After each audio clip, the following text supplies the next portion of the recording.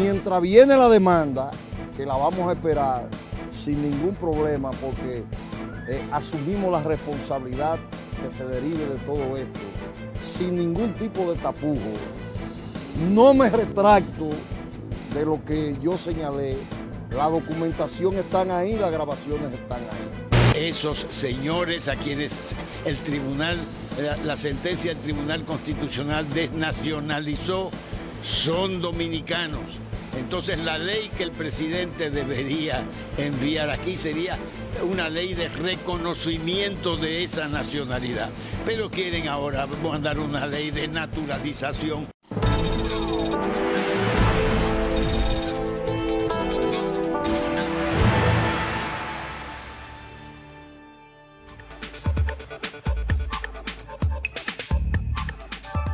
Hola amigos, bienvenidos al Verificador. Qué bueno que están con nosotros dándonos seguimiento en este esfuerzo que hacemos por presentarles a ustedes el periodismo de datos. Esta semana hablamos y empezamos analizando el tema de la ley de partidos políticos, que hace falta su aprobación. Se han cumplido este año 15 años en los que las organizaciones políticas están empeñadas, supuestamente, en llegar a un consenso para la aprobación de esta ley. Es un tema reiterativo, pero es un tema en que la sociedad necesitamos unirnos, porque ciertamente necesitamos que los partidos se sometan a la ley. Déjenme decirles que faltan 2 años para la campaña del año 2016.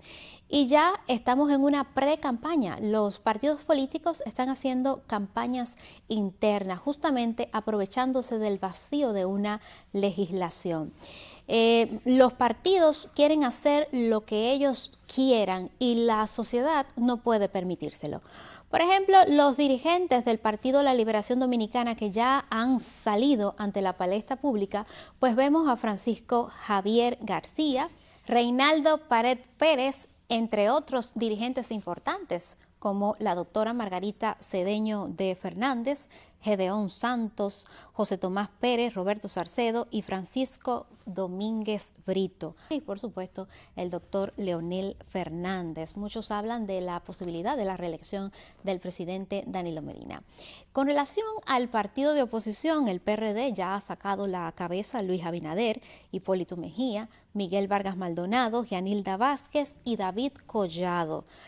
De los partidos emergentes, Guillermo Moreno, Eduardo Estrella, Max Puy, Fidel Santana, y del Partido Reformista aparentemente mantiene sus aspiraciones Víctor Bisonó. A estos candidatos hay que sumarle que en el año 2016 las elecciones probablemente vamos a tener que escoger alrededor de 5.000 cargos, es decir, que falta, amigos, todavía que salgan los precandidatos a los ayuntamientos, los precandidatos a ser diputado nacional, a los senadores, en fin, van a ser unas elecciones muy complicadas y es importante que tengamos una legislación para entonces. Quisiera iniciar ahora con un reportaje relacionado sobre lo que significa la campaña electoral en la República Dominicana. Así comenzamos con nuestra hemeroteca.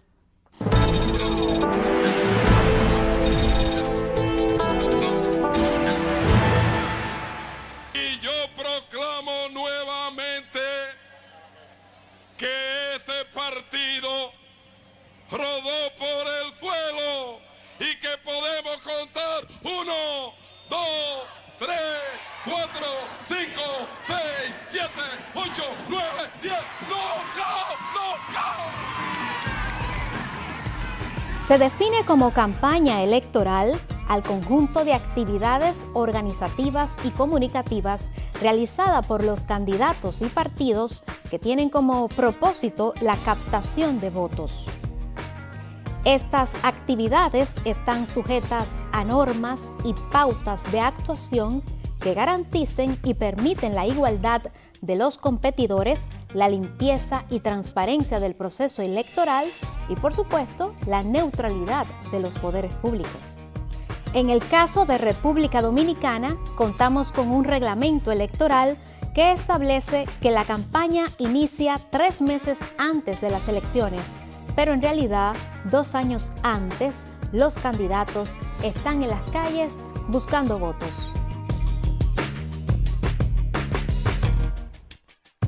Asimismo, hay reglas para la colocación de afiches, pero los partidos inundan de vallas y carteles la capital dominicana y todas las provincias del país. La paz pública se altera durante la campaña con los famosos disco light que transitan por las calles y avenidas indiferentes al derecho que tienen los ciudadanos a descansar. Sin embargo, en otros países, estas actividades se clasifican como ilícitas por la existencia de una ley de partidos y una regulación estricta del proceso electoral. Pero en República Dominicana es casi imposible su aprobación por la falta de consenso. Todos somos responsables de eso, realmente te lo digo. Pero ya llegó la hora de que todos los sectores, incluyendo el propio PLD, está consciente que no se lo puede seguir dando larga ese asunto. Ya el episcopado dominicano habló, los diferentes líderes han hablado. Yo le mandé una comunicación al presidente explicando lo que él y yo habíamos firmado. Sí, yo pienso que está madura la situación para llegar a un acuerdo. En países como España, los candidatos cuentan con un límite de 15 días para realizar proselitismo. Los ayuntamientos deben de proporcionar los locales para sus eventos e indicar los lugares para colocar las vallas. Los candidatos realizan publicidad en emisoras y diarios privados y el gasto no puede superar el 20% del total del presupuesto de la campaña. Un caso similar ocurre en México, donde la campaña tiene una duración de 6 meses. Sin embargo, 3 días antes de las elecciones no se realiza ningún tipo de proselitismo. A esto se le llama el periodo de la reflexión. En cuanto a la publicidad, se designan los lugares para colocar las vallas y solo se pueden gastar el 50% del presupuesto. Es innegable que en República Dominicana se ha avanzado en la celebración de la campaña electoral, pero aún se necesita un pacto de civilidad y de responsabilidad. Los partidos políticos que no tienen trasiego de militantes quieren que sea simultánea, que sea la Junta con el padrón de la Junta, porque todos los partidos políticos apuntan el padrón. Quieren eliminar el voto preferencial también ahora a la cúpula en esta ley de partidos. El desorden es tan notorio que luego de 2 años de las elecciones presidenciales del año 2012, aún Hipólito Mejía no ha felicitado formalmente al actual presidente de la República, Danilo Medina. Lo que no pasó en Chile.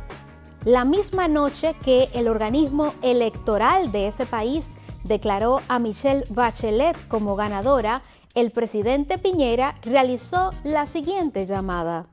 Muy buenas tardes, quería en primer lugar felicitarla y admirarla porque yo sé que una campaña de 9 meses es dura y difícil, pero ha tenido un gran triunfo. Hoy día los chilenos se han expresado con claridad, es una elección válida, transparente, que nos llena de orgullo, y quería también desearle el mayor de los éxitos y la mejor de las suertes en su futuro gobierno. Muchas gracias, presidente. Por supuesto que yo estoy muy contenta con el resultado y con la sólida victoria, pero no le quepa la menor duda, es que a partir del próximo año yo voy a ser presidenta de todos los chilenos y de todas las chilenas. Chile nos da un ejemplo de civilidad y de democracia, valores que tenemos que aprender en nuestro país.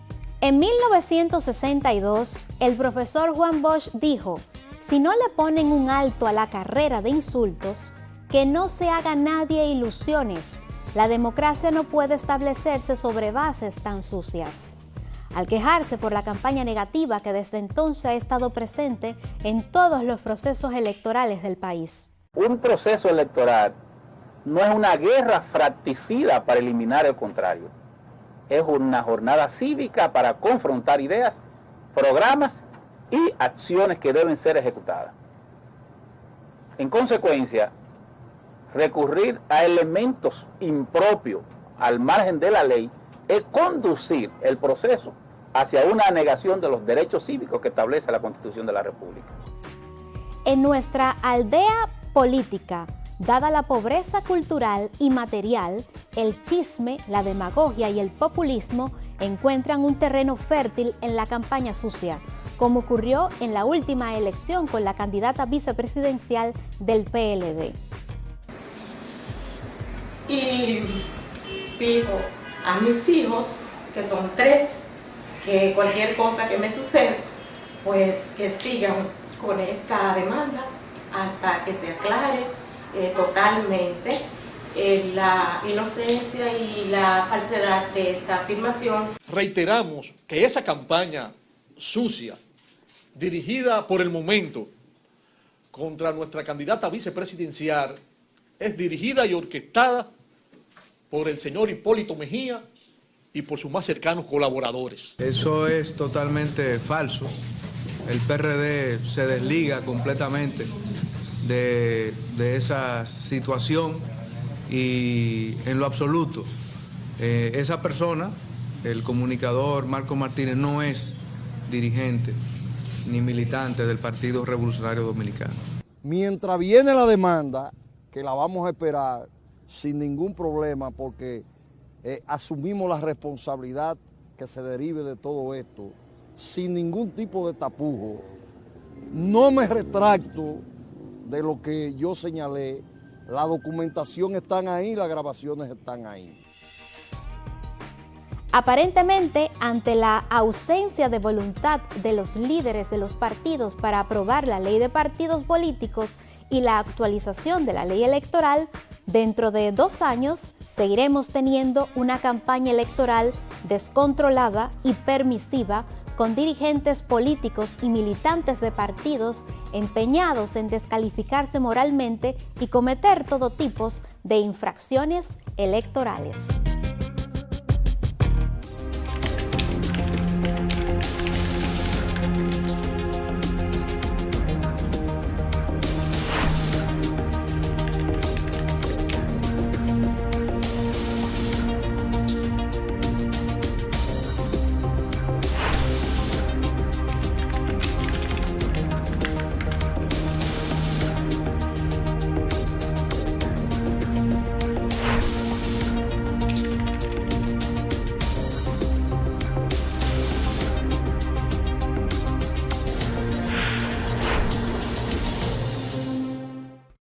Yo tengo una hija mía que vive con un agrónomo y él fue que vino aquí y me dijo, yo necesito esa tierra. A través de él porque conocí a Manuel.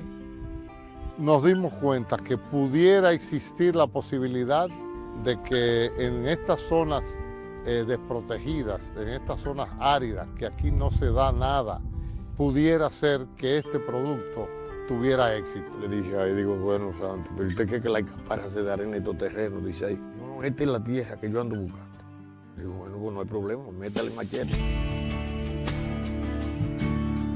Después de muchos estudios, trajimos estas plantas para hacer una prueba en el país, en la zona donde a ella le gusta estar, que es aquí en Montecristi.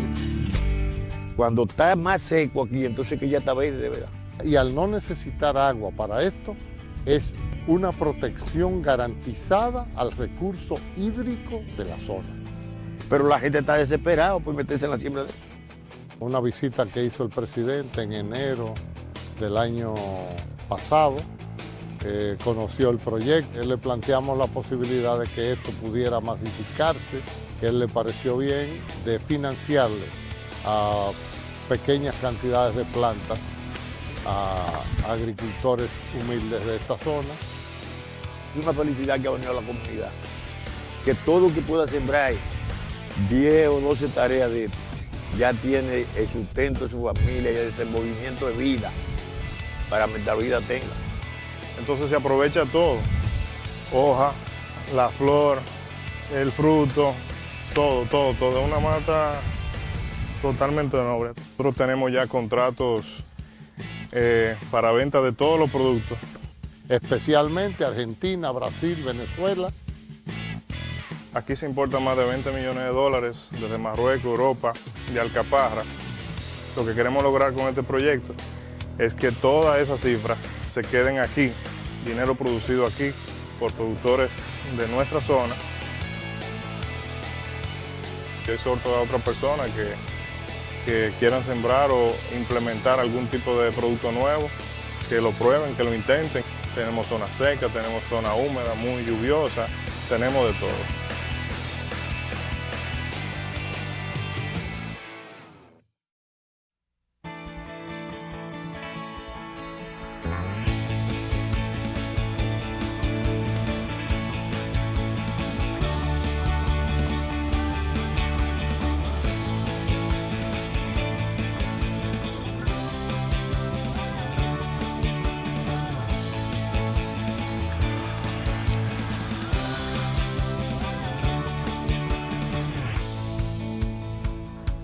Dale millas a tu vida. Ahora también cambia tus millas para pagar tu tarjeta de crédito y los impuestos de boletos aéreos. Entra a popularenlinea.com y descubre todo lo que puedes hacer con ellas.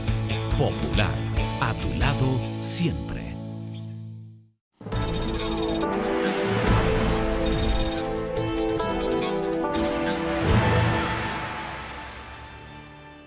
Seguimos con Obsesión por los Datos. Es una sección para analizar los temas de actualidad y ver los números y ponerlos en contexto. Me complace mucho recibir al doctor Castillo Pantaleón, que es un gran amigo mío y que siempre cada vez que lo llamo y le digo, doctor, venga al verificador como para que nos ofrezca un poco de luz sobre algún tema, siempre está disponible. Gracias. Yo muy honrado, gracias a ti por invitarme.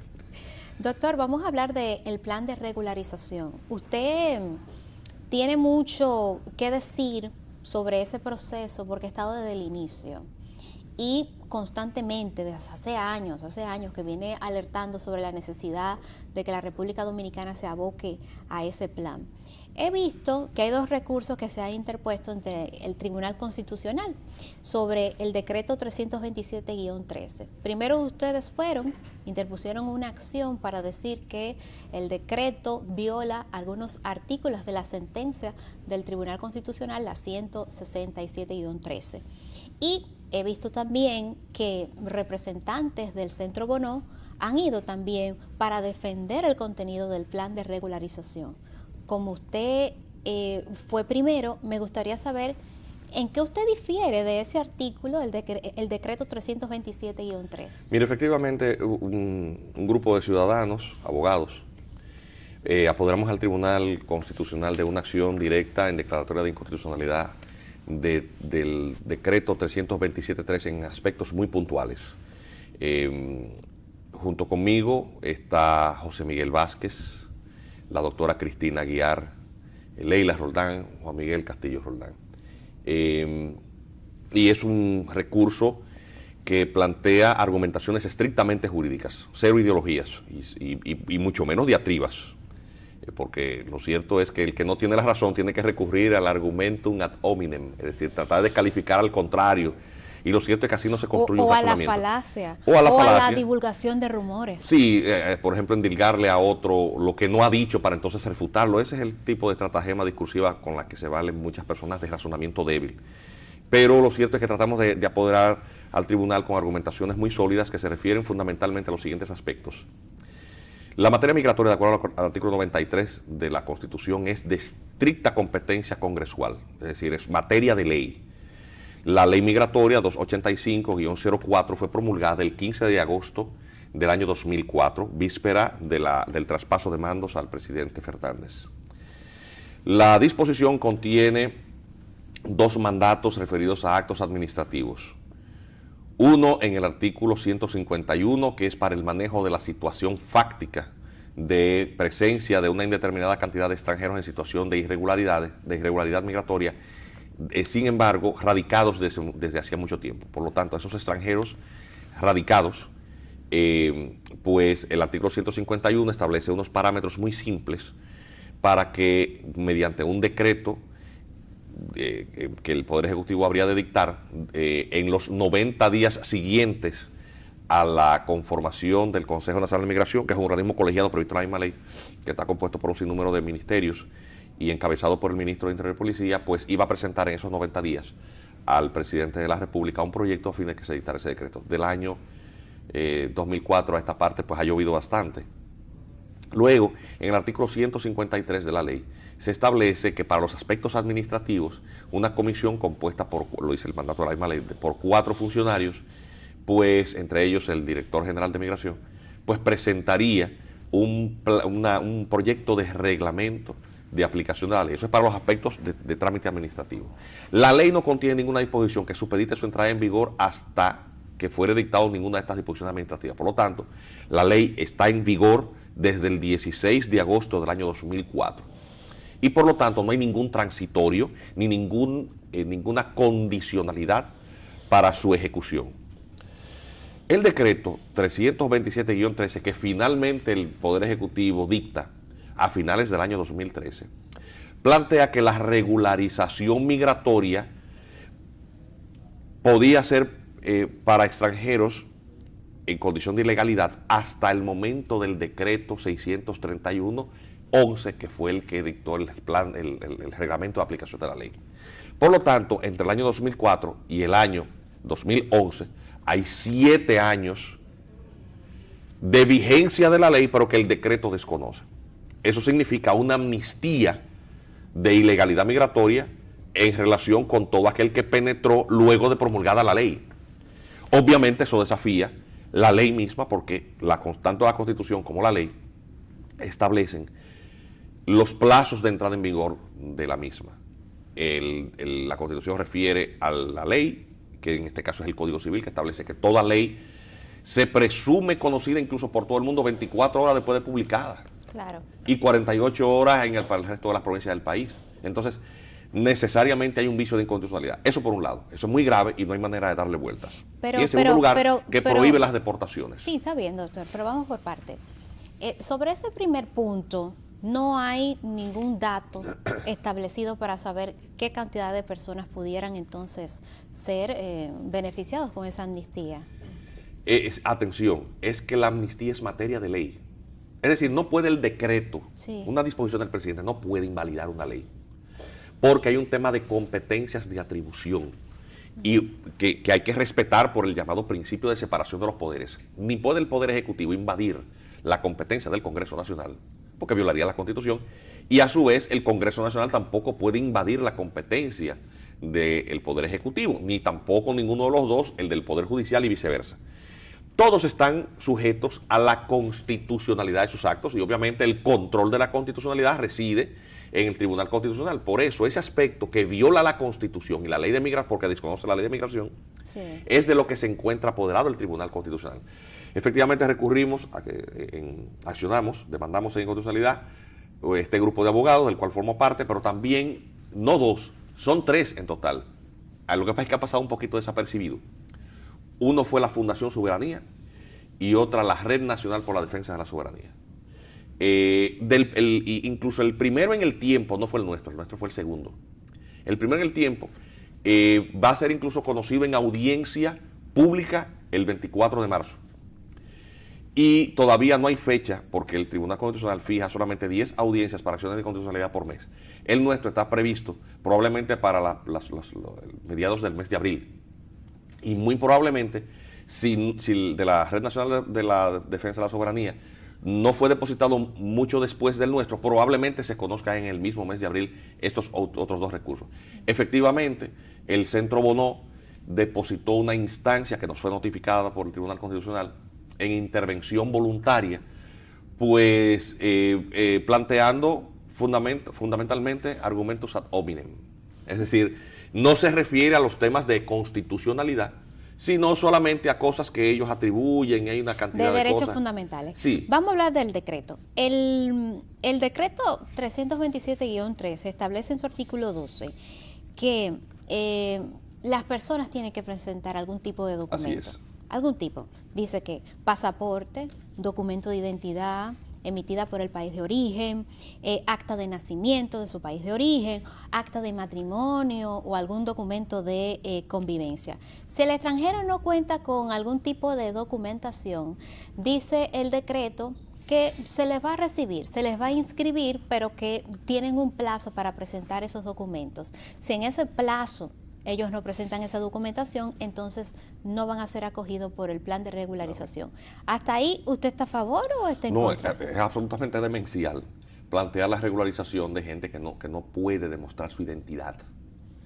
Más aún debido a que la mayor cantidad de pobladores extranjeros en condición de ilegalidad provienen del país vecino, que adolece de un gravísimo problema de indocumentación. Sí, pero ese problema de indocumentación, ¿quién tiene la culpa? ¿La República Dominicana? No, Haití. Pero es una situación que no puede ser ignorada. Entonces, esos pobladores del territorio nacional que no tienen documentación por algo que es ajeno a la responsabilidad del Estado dominicano, si se le, además, en otra situación que no debe ser dejada de lado, no hay control fronterizo efectivo. Es decir, seguimos con una frontera desguarnecida, una frontera porosa, mal custodiada, que genera un movimiento migratorio considerable. Si se abren las compuertas de una regularización para gente que no tenga necesidad de presentar de entrada algún documento de identidad, tampoco se asumirá tener control sobre el momento de la llegada de esa persona. Entonces puede llegar una persona hoy y decir que tiene 10 años aquí. ¿Cómo tú demuestras lo contrario? Porque el proceso, en la forma en que ha sido articulado, es meramente declarativo, o sea, se basa en la declaración de la persona. ¿Por qué? Porque también el texto del decreto, al establecer que la persona pueda presentarse, declarar y darle un plazo de 18 meses, en 18 meses se fabrica cualquier cosa. Pero más aún, el procesamiento de esa solicitud va a tener un trámite administrativo que el decreto no establece claramente cuál va a ser. Entonces, esa persona cuando deposite su formulario y le ponga su sello de recibido, andará provisionalmente con eso. Aunque el plazo supuestamente termine en 18 meses a partir del decreto, es decir, en el año 2015, vamos a poner un caso hipotético. Año 2017, un agente migratorio detiene a un extranjero. Caballero, permítame su documentación. ¿Usted es dominicano? No, yo soy extranjero, pero me estoy regularizando. Ajá, pero ese plazo ya pasó. Sí, pero no me ha respondido. Mira mi formulario. Ah, bueno. Pero y como se prohíbe la deportación, sí. Entonces, eso violenta principios cardinales referente a la utilidad de la ley y la invalidación de todo el mecanismo soberano que tiene el Estado de controlar la presencia de extranjeros en el país. Tú por decreto no puedes invalidar ni anular la aplicación de la ley que establece que el extranjero en condición ilegal es deportable. Por decreto eso no se puede hacer porque eso es materia del Congreso, eso es materia de ley. Y ese es otro de los aspectos cruciales por los cuales el Tribunal Constitucional en su momento va a tener que dictar una sentencia. Sí, pero aunque no lo tenía contemplado en los puntos que quería presentarle, pero al escucharlo me preocupa el hecho de que con tantos asesores que tiene el presidente Danilo Medina, él no es abogado, eso es lo primero. Él tiene ahí un grupo de asesores, entonces ¿cómo a él le asesoraron para que firmara un decreto donde probablemente el Tribunal Constitucional va a decir que es inválido? Ese decreto no lo preparó la Consultoría Jurídica del Poder Ejecutivo. ¿Y quién lo preparó? Fue el consenso de esa comisión, de ese Consejo de Migración. Porque luego de dictado el decreto y nosotros haber accionado, el presidente tuvo a bien invitarnos. Y debo decirle al público que aunque uno no va a entrar en detalle de lo que uno habla con un presidente, sí, pero puedo decirles que el presidente, el hecho de que invitara a estos abogados con especialidad en este campo, porque es que los especialistas en materia migratoria y nacionalidad, tú los cuentas con los dedos de la mano y sobran dedos.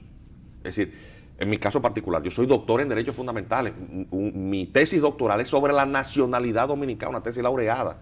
El caso del doctor Vázquez, autor del Manual de Actos del Estado Civil, en materia de Estado y capacidad de la persona, es la autoridad. O sea, el libro de él es el libro.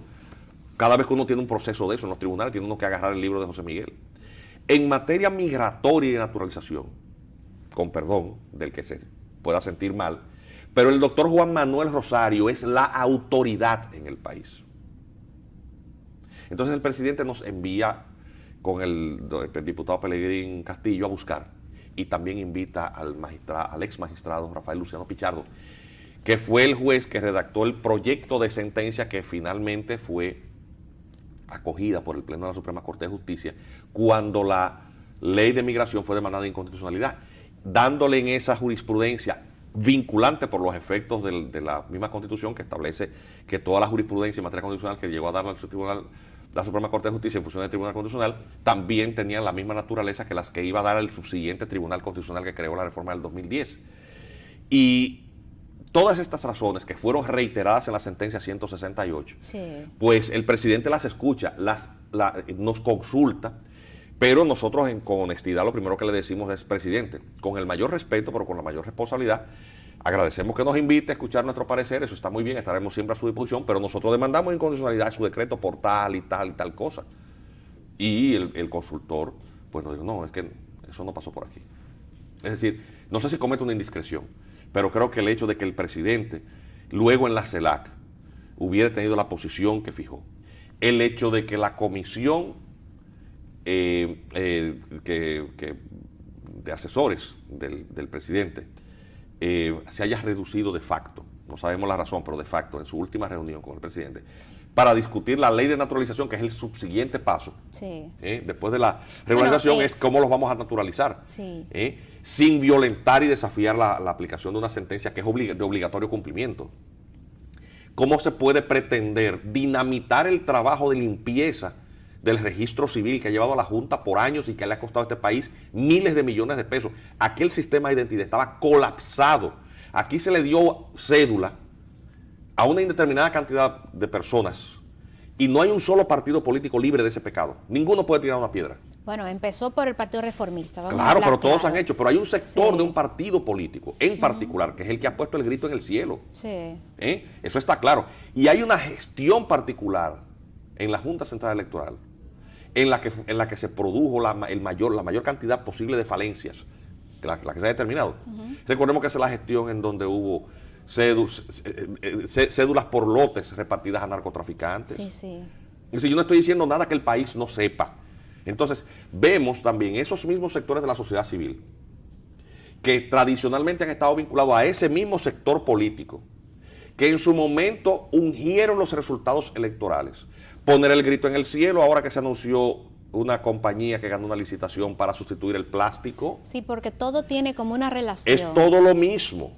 ¿Por qué? Porque en un país donde las elecciones se deciden por menos de 100.000 votos, las presidenciales, tener 300.000, entre comillas, desnacionalizados, que no encajan en el levantamiento de información que ha hecho la Junta, que determinó que los extranjeros irregularmente inscritos no llegan a 15.000. Hay 54.000, pero no llegan a 15 los que pasarían a este libro de extranjería. Entonces, cuando tú oyes esa cifra de 200, de 300.000 y lo contrastas con los 15 y los otros, esos que reclaman una amnistía documentaria, porque el proyecto que se presentó originalmente y que causó ese revuelo y todo lo que la prensa ha filtrado, de lo que habla no es de naturalización, es de convalidación documentaria. ¿Tú has visto ese proyecto? Sí, yo lo vi. Es eso lo que dice. Entonces, cuando tú unes los puntos, el contorno te dibuja la silueta de qué es lo que está pasando. Aquí de lo que se trata es pero de convalidar toda esa cédula falsa, sí, Gracie. Pero eso no puede ser. Pero eso es lo que se pretende. Tú leíste, no me dejes mentir frente a la cámara que tú lo leíste. Lo que estoy diciendo es así. Ese proyecto plantea una amnistía e incluso las únicas sanciones son a los oficiales de Estado Civil que lo denuncien. La cárcel es para el que lo denuncia. Es para que se entienda la barbaridad que es eso. Entonces te das cuenta que hay ahí también toda una articulación geopolítico-estratégica. Porque Haití es un estado fallido que necesita que alguien absorba esa población, principalmente aquellos países que tienen una deuda histórica y que no encuentran cómo lidiar con la situación. Es más fácil mandar 10 millones de dólares a esta ONG, que son 400 y pico de millones de pesos, y no meterse a resolver el problema de Haití, que requiere miles de millones y un esfuerzo muy, muy continuado, muy largo y muy laborioso. Sobre ese tema, doctor Castillo Pantaleón, yo quiero que hablemos un poco más y además, sin pecar, sin que usted caiga en la discreción de esas conversaciones que ha tenido con el presidente Danilo Medina, me gustaría ver si usted pudiera afirmar o negar si ha cambiado la visión, al menos, del presidente Danilo Medina sobre el tema del decreto y este plan de naturalización a lo que tenemos que abocarnos. Pero vamos a hablar de eso después de la pausa. Ya regresamos.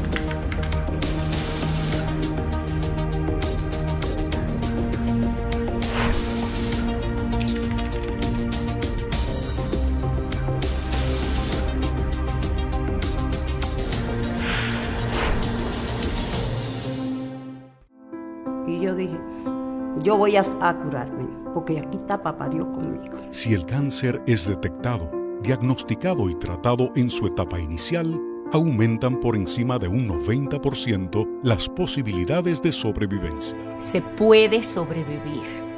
Y cada vez más mujeres diagnosticadas en el mundo logran vencer la enfermedad. Hagámoslo con fe, con voluntad, con alegría.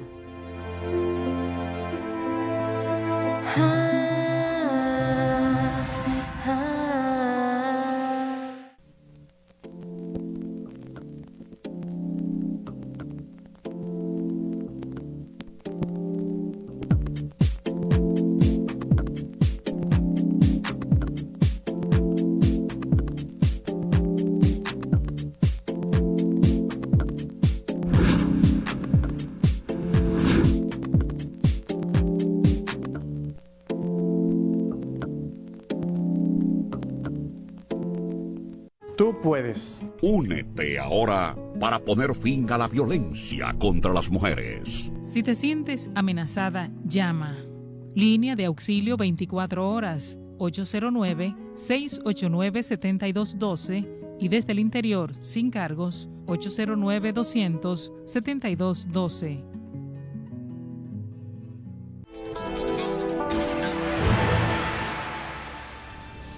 Bueno amigos, seguimos conversando con el doctor Castillo Pantaleón, analizando el decreto presidencial que establece el plan de regularización y hablando un poco sobre las inquietudes que tiene el doctor Castillo Pantaleón sobre la ley de naturalización.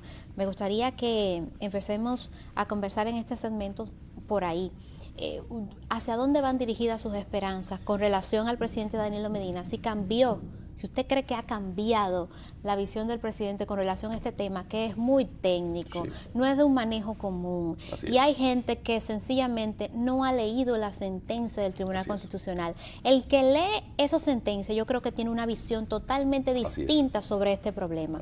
Problema de 100 años. Sin embargo, la gente prefiere escuchar argumentos a través de los medios de comunicación sin leer ni siquiera un párrafo de esa sentencia. Sí, bueno, es la vida moderna, con toda la rapidez y las urgencias de una sociedad de consumo, sí, nos tiene a todos. Fijémonos que el principal mecanismo de comunicación en los medios ahora mismo es el tweet. Es decir, ¿cómo tú puedes reducir cualquier análisis a 144 caracteres? Pero es el reflejo de los tiempos, de las urgencias. Y por eso la gente no se lee los periódicos, ve los titulares. Y anudándose a la corbata el que va para su oficina, pues pone uno de estos programas matutinos. Y cuando tú tienes un grupo de gente desinformando, pues te llevas para tu trabajo y para tu vida social lo que tú crees que dice por boca de otro. Y eso produjo su efecto en los primeros 15 días. Obviamente, un grupo de dominicanos con dominio de la materia, pues alertamos a la población, hicimos un verdadero, una romería. Yo tuve que viajar a muchísimas provincias del interior, yo di docenas de conferencias en círculos académicos, a veces en juntas de vecinos, explicando y diciendo, señor, la sentencia dice esto y aquello. Y la percepción entonces fue cambiando, de manera que ya para mediados, finales de octubre del año pasado, cuando se hace la primera medición, increíblemente el Tribunal Constitucional, no obstante ese bombardeo mediático, sale con una altísima tasa de aceptación, que superaba incluso la del presidente de la República. No me dejen mentir, que tú sabes que eso fue así. Lo sé. ¿Qué acontece? En el trayecto también, ciertas circunstancias refuerzan el sentimiento de honor nacional, porque tengo amigos que son providencialistas, que creen en la divina providencia y dicen, la mano de Dios siempre está presente, y a veces uno se siente impulsado a eso. Pero hay un decreto ahí, Dios, patria y libertad. Pero claro, y entonces el asunto es que viene en la reunión aquella en donde este grupo de desgreñadas le dicen, todas somos Haití, y eso produce un disgusto. Luego salen estos haitianos del despacho del presidente que no se sabe quién se los mete ahí y dice, el presidente nos pidió perdón, y eso produce un sentimiento amargo. Obviamente, cuando se vertebra toda esta presión también a través del CARICOM, todo lo que dice Maduro, que el que se mete con Haití, lo que dice Raúl. Pero Nicolás Maduro fue sacado de contexto. Sí.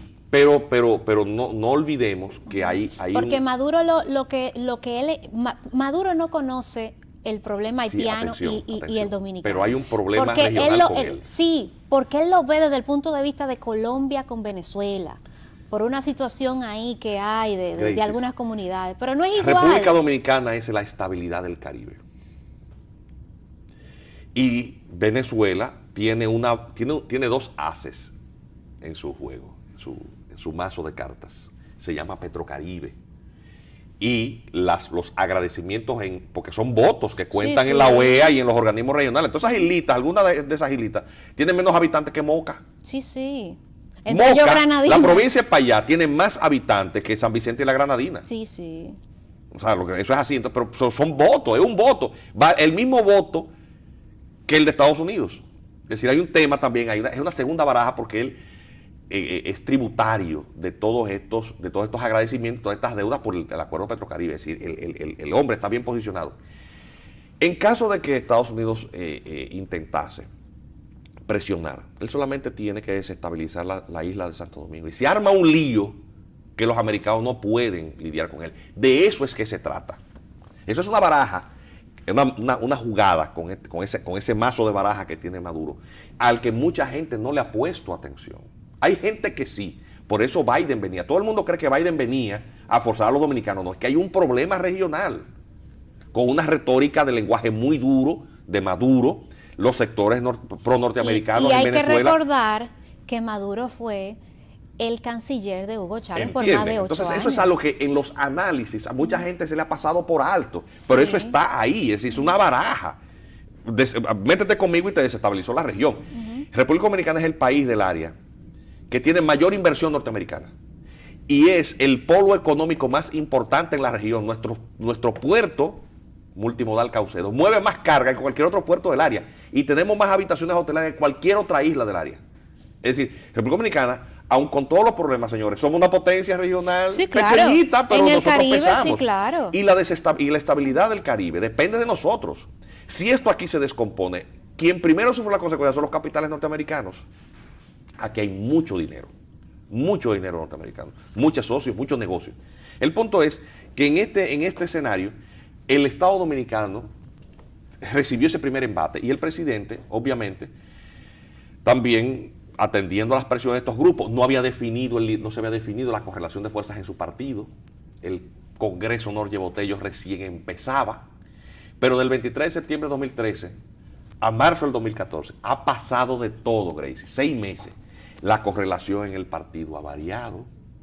El gobierno cosechó en las mediciones, pudo comprobarlo, los beneficios de una posición firme nacionalista y el pico de popularidad gubernamental la figura del presidente alcanza su punto más alto, 95%, luego del pronunciamiento de la CELAC. Entonces se le dice al mismo presidente, ¿hacia dónde debo de mirar? ¿A dónde debo mirar? Pues lógicamente al público, al que vota al que garantiza con sus votos la continuidad de mi proyecto. Porque aunque le está vedada su reelección, pero hay un proyecto de gobierno de Palacio que tiene que alternar. A eso hay que sumarle, doctor, el hecho de que las presiones internas en Haití disminuyeron bastante. Porque usted sabe que Martelly tenía una situación política muy difícil. Mataron hasta un juez.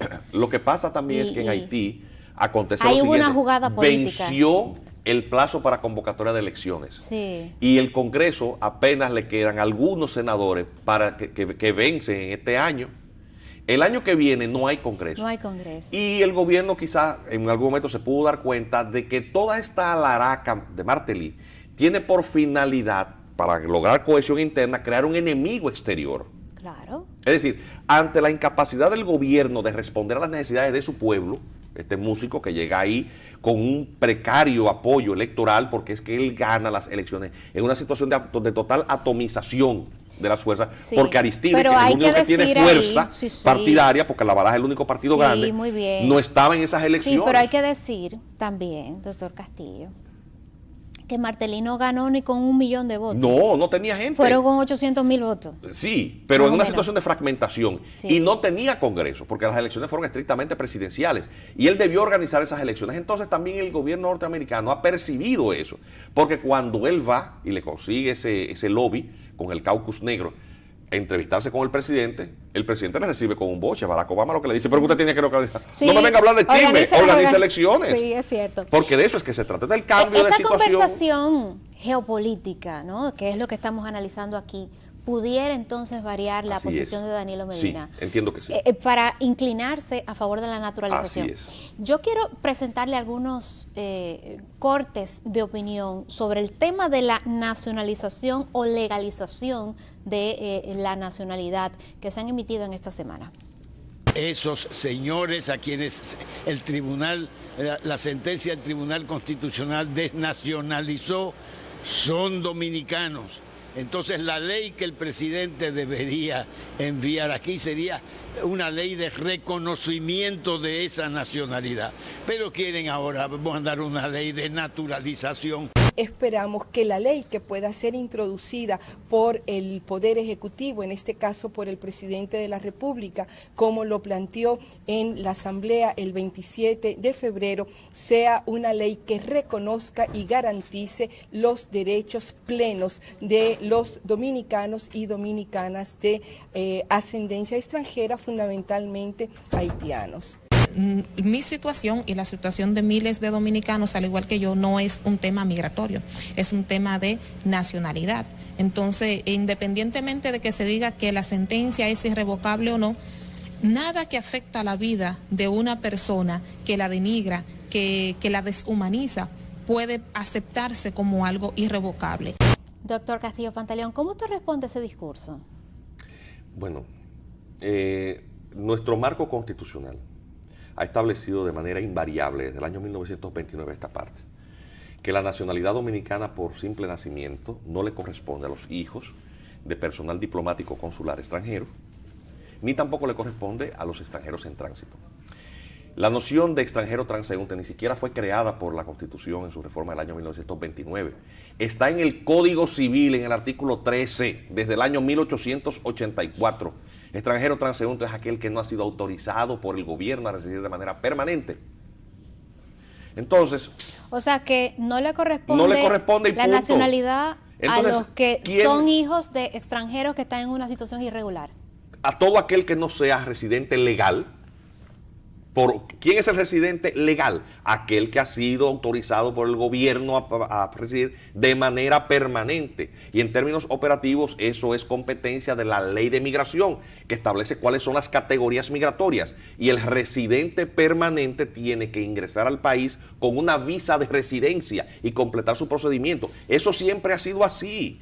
Muy Entonces bien. También desde el punto de vista de la interpretación de la Constitución, Gracie, que eso es muy importante, los órganos competentes para interpretar los alcances de un término legal son en nuestro sistema jurídico la Suprema Corte de Justicia en materia de casación y el Tribunal Constitucional en materia de constitucionalidad. Los medios de comunicación no.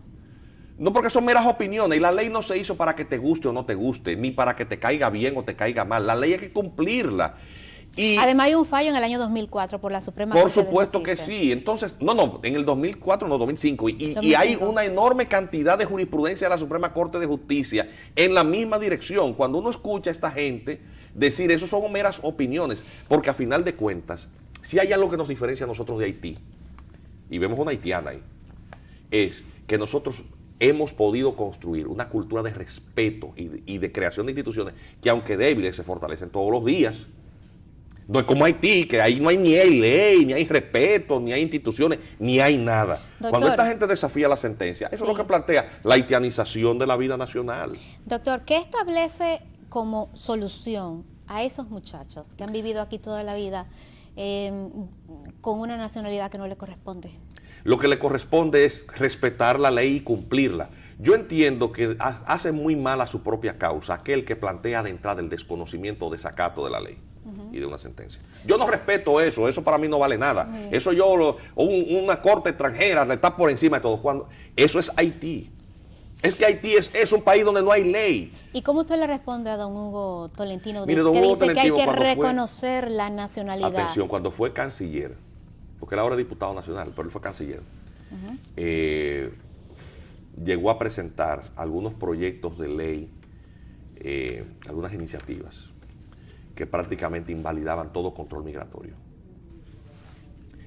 Y obviamente él ideológicamente él cree en eso. Él es un apóstol de que la República Dominicana debe sustentar toda su identidad sobre el tema de la negritud, cuando aquí el tema de raza nunca ha formado parte ni del análisis ni de la conformación del etos nacional. Hay intelectuales que tienen ese problema, que todo lo ven a través del prisma del color. A ver, que también los freudianos, por ejemplo, lo ven a través del prisma del sexo, y todo es una proyección de esto o aquello. Óigame, pero todo es mental. Pero sí, pero realmente no es así. A final de cuentas, lo que estamos hablando es de leyes, de vigencia del Estado de Derecho y de instituciones, que ya se pronunciaron. Lo mejor que debían hacer esas instituciones que se dicen velar por los derechos de los haitianos es regularizar a esa gente, porque, atención, la única diferencia que tiene el naturalizado del dominicano por origen es que el naturalizado no puede ser presidente. Es la única limitación. Después no se diferencia en más nada. En más nada. Atención, entre el residente legal y el dominicano, atención, la única diferencia es que no puede votar. Además, sí, estos muchachos que tienen esta situación legal tan complicada, ¿para qué van a durar más tiempo reclamando algo que ante la ley es imposible otorgársele? ¿Por qué no se naturalizan? Porque esa actitud de constante desafío tiene la posible vinculación a esos intereses. O sea, están siendo que generaron utilizados. Claro que sí, que generaron documentación masiva. Es que entre los cientos de miles de los que hablan algunos de estos, que se llaman así mismo defensores de los derechos de los haitianos, y las cifras del levantamiento formal hecho por la Junta Central, hay un divorcio absoluto, Gracies. Y a eso es que yo me refiero y llamo la atención. ¿A qué es que se le tiene pánico? A que realmente al transparentarse la verdadera situación, toda esta cantidad de fraude documentario va a dejar este pastel político con las cuales estas ONGs han coqueteado con los grupos políticos partidarios, porque es así, estas ONGs son gente que reclama espacios de poder sin someterse a un verdadero escrutinio. Tú los oyes pontificando. Bueno, exacto. Pero ninguno se somete a unas elecciones. No, exacto. Y ni ninguno de ellos son unos interlocutores válidos para representar a ningún tipo de sociedad. Óyeme, hacen una actividad y tienen ellos que dar cuarto para eso. ¿Qué diferencia? Cuando nosotros hacemos actividades en los hoteles, por ejemplo, grupos de personas que hemos estado dando recibimiento a eso, antes de la hora se llenan, sí, y no hay que ni darle picapollo ni 500 pesos a nadie, ni mover a nadie en guagua, ni mandarle a hacer sombrilla de ningún color, porque la teoría de Eugene Sharp con nosotros no la aplicamos. No aplica. No. Usted no está aplicando ese libro. No, el librito de Duarte Sánchez y Mella, el de la Nada Trinitaria, sí, funciona muy bien. Dictadura con métodos no violentos. Usted no va en esa línea. Eso es este país en esa materia. No Yo hay creo que manera de hay que entrarle. estudiar lo que pasó. Es importante estudiar la historia para que no vuelva a repetirse. Y ahora que usted menciona a Jim Sharp, señores, lo que pasó en Europa del Este está ahí. Así es. Está ahí los resultados con la revolución del color. Doctor Castillo Pantaleón, gracias. Siempre. Siempre es un gusto recibirlo en el verificador. Vuelva pronto. Gracias.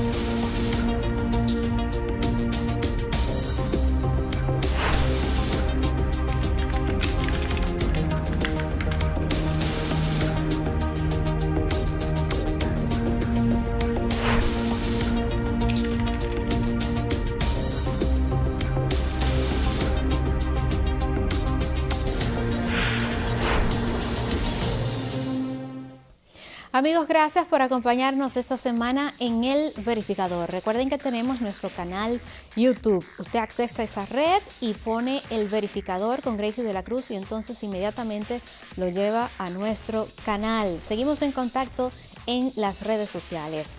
Yo solamente les presento los datos. Usted es dueño de las opiniones. Hasta la próxima semana.